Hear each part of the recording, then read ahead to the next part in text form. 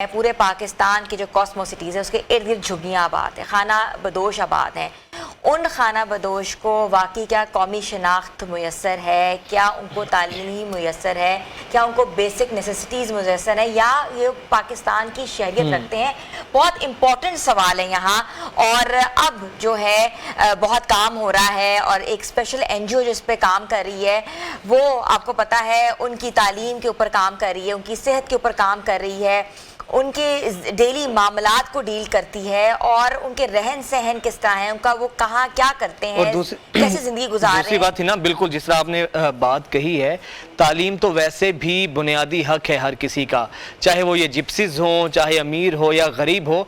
और ये रियासत की बुनियादी जिम्मेदारी होती है कि सबको तालीम और सेहत की जो सहूलियात हैं यकसा मुयस्सर हों। लेकिन जहाँ पर रियासत नहीं पहुँचती वहाँ पर ऐसे नॉन स्टेट एक्टर्स भी हैं जो ये फरीज़ा खुद से सर अंजाम दे रहे हैं और उन बच्चों को पढ़ा रहे हैं ना कि जिनके पास वसाइल नहीं है, रिसोर्सेज नहीं है, तो वहाँ पर ऐसी NGOs का वजूद किसी नेमत से कम नहीं है। बिल्कुल ऐसा ही है। तो आज हम उसी एक फाउंडेशन के ऊपर बात करेंगे। गैस झुग्गी तालीम फाउंडेशन है और हमेशा से उनके काम देख रहे हैं, वो कितना ज़बरदस्त काम कर रहे हैं। उस तबके को, उस मुतवस्सित तबके को, उस निगलेक्टेड तबके को जो है वो वाकई एक शहरियत का मकाम देना, उनकी बेसिक नेसेसिटीज़ पूरी करना और इसके साथ साथ ये कि उनकी तालीम और तरबियत के साथ साथ उनको रोज़गार फराहम करना भी इस फाउंडेशन के हिस्सा है। तो मैं वेलकम करती हूँ मुबशर हुसैन चांद साहब को, जो कि चेयरमैन झुग्गी तालीम फाउंडेशन के सरबराह हैं। अस्सलाम वालेकुम, कैसे हैं आप? जी अल्हम्दुलिल्लाह, अल्लाह का शुक्र। मुबशर साहब, सबसे पहले आपको पता है कि हर साल ही माशाल्लाह आप हमारे साथ प्रोग्राम करते हैं, रमज़ान में आते हैं।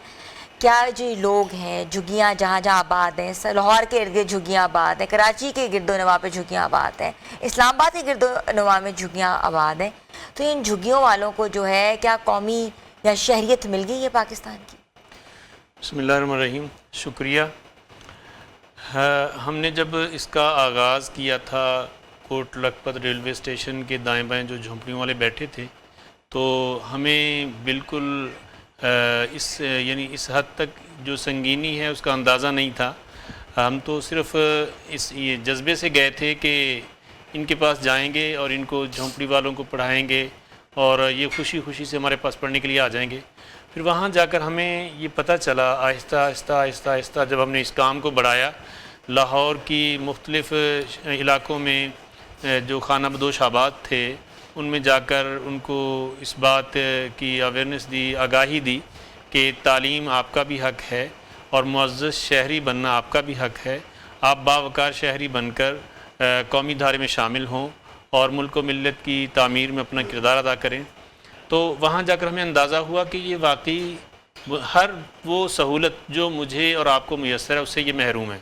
हत्ता कि कौमी शनाख्त जो है, पाकिस्तानी होना, इससे भी वो महरूम थे। ये नहीं पता कि वो हैं कौन। ID कार्ड उनके अभी तक नहीं बने? अभी तक नहीं बने। अच्छा। हमने अल्हम्दुलिल्लाह इस पर भी कोशिश की, चूँकि हमारा जो बुनियादी जो एक सोच थी, जो विजन था, या यूँ कह लें कि जो हमारा स्लोगन था, वो ये था कि हम इनको एक जो तबकाती तकसीम की वजह से ये बिल्कुल एक दूसरा तीसरा तबका बनकर रह गए हैं, हम इनको यानी तबकाती तकसीम ख़त्म करके मेन स्ट्रीम में लाएं और कौमी धारे में शामिल करें और इनकी खुशी गमी में हम भी शरीक हों और वो भी हमारे साथ आएँ। ये बहुत इंपॉर्टेंट पॉइंट है। इधर CM साहिबा अगर ये प्रोग्राम देख रही है, मरीम नवाज साहिबा, तो ये इस इशू को एड्रेस कर सकती हैं। झुग्गी जो है हमारे इर्द गिर्द की, वो पाकिस्तान के शहरी है ही नहीं। ये कितनी एक अजीब सी बात है, और पाकिस्तान में रहकर उनके पास ID कार्ड नहीं। और वैसे भी अमन आमा के हवाले से भी एक ये चैलेंज है कि उनको इस धारे में लाया जाए ताकि पता तो हो कि ये लोग हैं कौन, शनाख्त क्या है इनकी। वो मैं वही बता रहा था कि हम तो सिर्फ तालीम के लिए गए थे ना,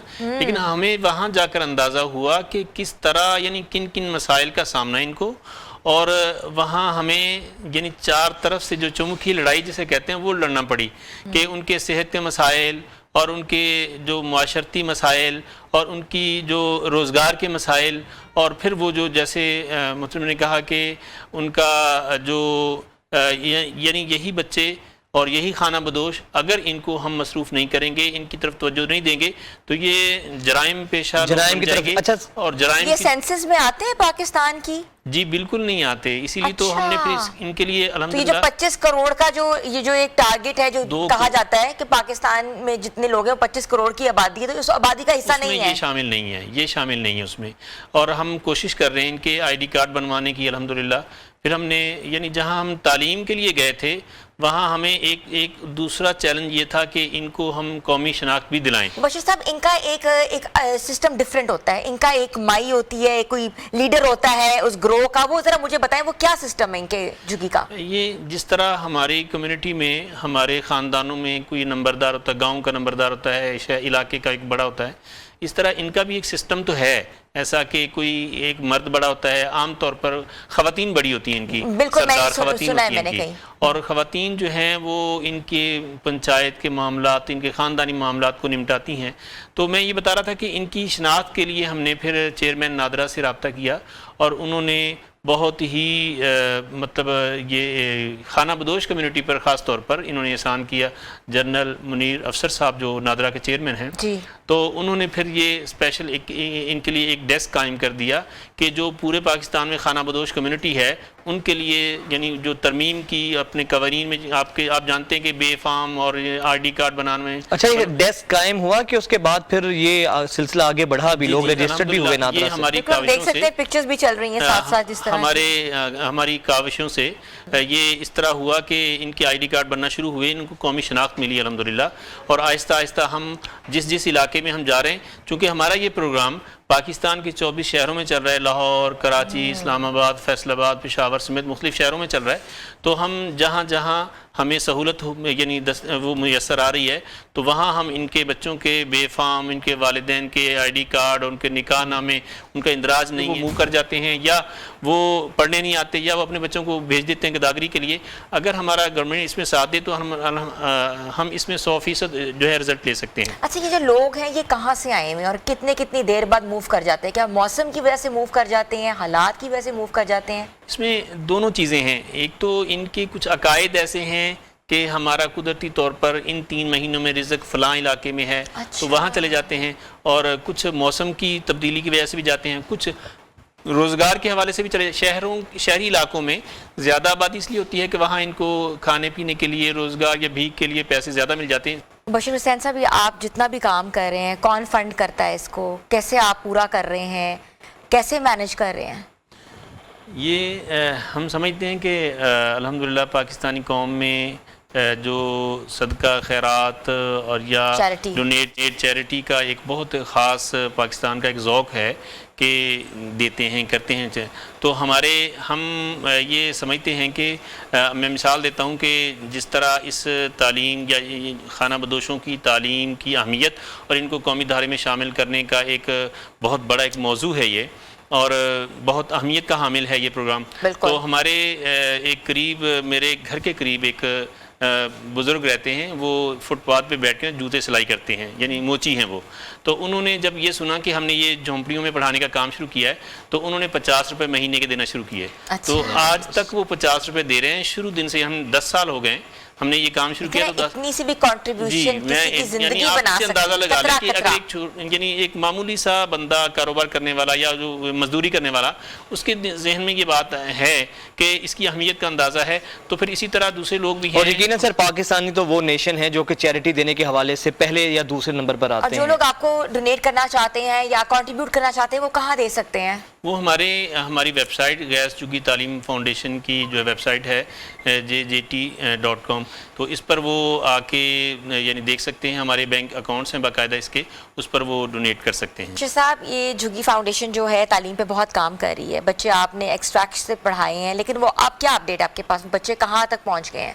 جی الحمدللہ یہ جو غیث جھگی تعلیم فاؤنڈیشن کے تحت جھونپڑیوں والے بچے پڑھنے والے جو ہیں وہ اس سال میٹرک میں 60 بچے میٹرک میں انرول ہوئے ہیں، جو پاکستان میں ایک تاریخ رقم ہو رہی ہے.